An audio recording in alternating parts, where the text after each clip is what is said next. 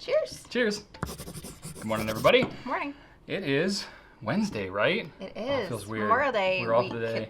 Yeah. We normally have our company meeting on Tuesdays. We're having it today. So now Maybe. today definitely feels like Tuesday instead of Wednesday. Anyway, but either way, it's right now, so it actually is Wednesday. We're talking about pens. We are. 2 new pens, actually, that we are launching this week. One that's out now, one that's coming very soon. We're giving you a sneak peek. Yeah, so we'll wait on the sneak peek. We'll talk about the one they have now, which is a new exclusive pen that we have developed with Herbert Pens. So if you remember, back in November of last year, December of last year, we did a limited edition exclusive with Herbert. It was the inaugural one called the Liberty Monument. And this is a new one that we've come out with for this spring. This is a rickshaw pen case. The pen is inside. Yeah, so Chet has worked out something with rickshaw. So he made a rickshaw pen sleeve to match the material in the pen. It's pretty cool. Because he was like, the boxes are fine, but people throw them out. What if we did a pen sleeve? And I was like, that's a freaking great idea. So that's what we're doing on this pen. We thought it'd be kind of cool. Nice little value add. Purple plush on the inside to match. Exactly. So this is the Herbert Maymont. Maymont is the model. Yeah. Maymont is named after a park nearby in Richmond. It's a park. It's also, it's kind of a Richmond landmark. Yeah. So Chet Herbert is also based out of Richmond, as are we. Mm-hmm. So, and all of his pen models are named after places in Richmond. There you go. So it's kind of cool. It's like local to us. Monument Avenue, Maymont. He's got a whole bunch of other ones. The Churchill, different places. Yeah. So this is the Maymont. It does post. Mm-hmm. So if you're into posting. Yeah, because the monument that we had before did not post. Yes. And that was a clear one. This is not clear. Yes, it is not clear. As you can see. It's not clear to me what it's made out of, Brian. That's right. Oh, no. Well, actually, I did want to touch on that, what it's actually made of. I was trying to say. Oh, okay. That was just a very bad one. a very obvious setup for a segue.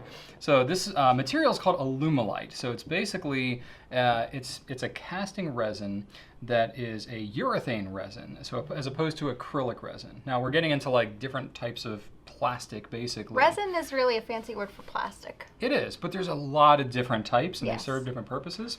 This is So high-grade plastic. This resin, I guess the best kind of way that I can describe that it is like if you have like a bar top, and it's got like that really thick kind of clear coating on it. Mm-hmm. It's super, super durable. That's a variant, but that's the type of resin that we're talking about with this.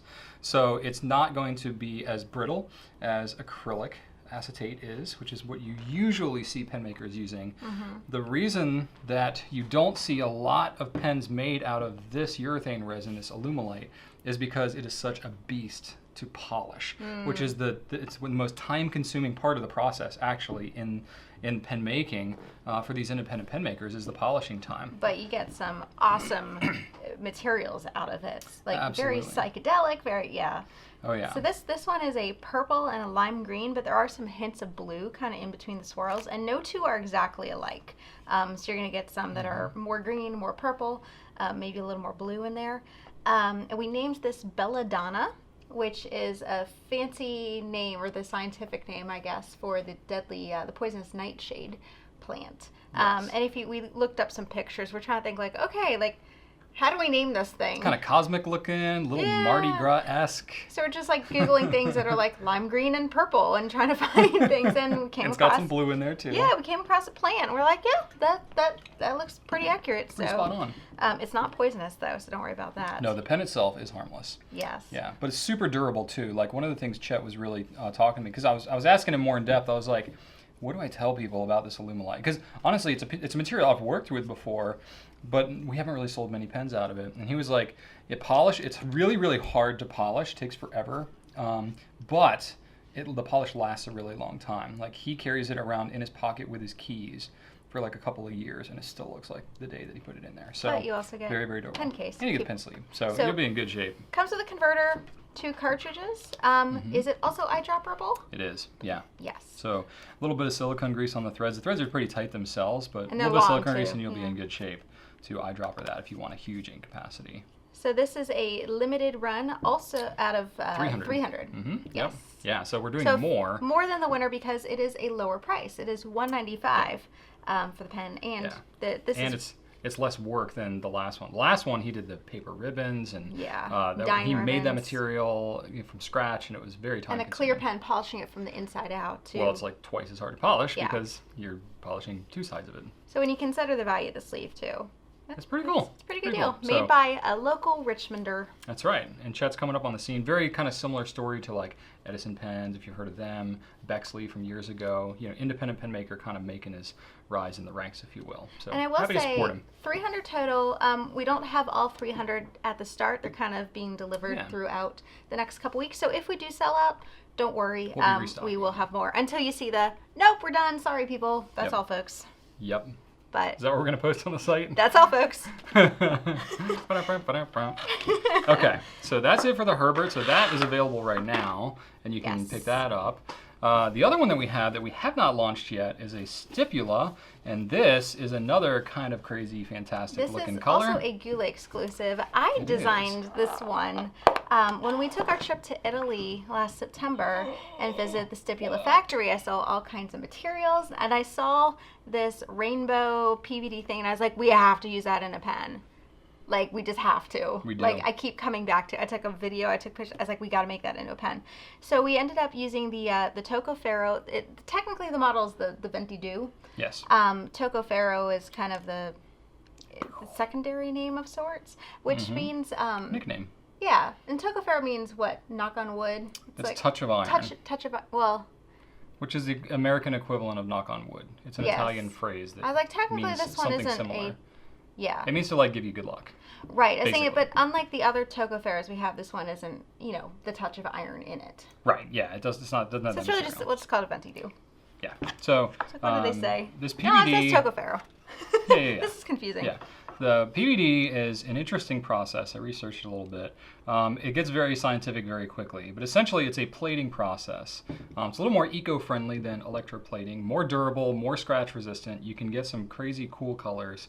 You can use it on a variety of different materials. This one is on a metal substrate, so it's going to be pretty durable. I don't think you're going to see, sometimes when you have these really fantastic rainbow-like colors, you can see flaking or wearing and stuff like that, because if it's like a flame treatment or there's some kind of natural thing like that that's done to it, it can flake off. I don't think you're going to see that with PVD. That's one advantage to it. It's a little more time consuming. It's inexpensive. It's got the rose gold plating. So a lot of these features, it's a little bit higher in price than your normal Tocco Ferro. Yeah, so just a little bit about the Tocco Ferro if you're not familiar with it. It has a clear ink window. It is a piston filler, which Stipula's pens move in the opposite direction, don't they? Wigs me out, but I kind of like it. I don't know. Yes, so it is individually numbered. It says right there, out of 300 as well, which is how many we did. We went with the rose gold. I thought it would look really cool against the rainbow. Really happy with how it turned out. I only saw a sketch of this. I didn't see it until it arrived. I'm like, oh, it's so cool to see something I dreamed up in person. Sometimes we get samples. Sometimes we have a lot of confidence, and sometimes we're like, this is really new, really speculative. We think it's going to turn out okay, but we're just going to roll the dice a little bit. And we're like, wow, this actually does look pretty awesome. It's a steel nib. It is rose gold plated, but it is a steel nib in fine, medium, and stub. Rose gold plated grip section as well. And they're using Bach nibs on these in case you're curious. There you go. It does post. It's the pen's got some weight to it. It does. It's mainly metal components. It's a rather small pen, like sort of almost a pocket size. Oh no, this is normal. So? Oh yeah. No, is it? I don't like pocket pens. Okay, fair enough. I guess a pocket pen is not fair. This feels good to me. Yeah. If I posted it. Oh, it's gonna be a little back heavy. It's a bit back heavy for me. Now for a larger hand, it might actually feel okay because of how it sits in your hand. You rang. Oh, you put the clip like right on me. You gotta line it up with the nib, dear. Sorry. See, actually, that feels pretty okay to me. That's what I'm saying. Nice and balanced. But if I take it off, even that's pretty good too, honestly. Yeah, pocket pen to me is like it doesn't even like get to your hand. Yeah, that's fair. It's like in your hand.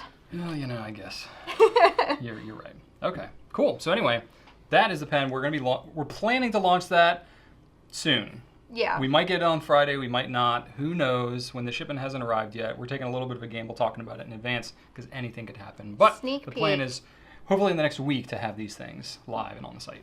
Yes, the rainbow is just very cool. Pretty rad. Yeah. So anyway, there you go. So You we can check have these the things out. Herbert Maymont Belladonna and the Stipula Tocco Ferro Rainbow.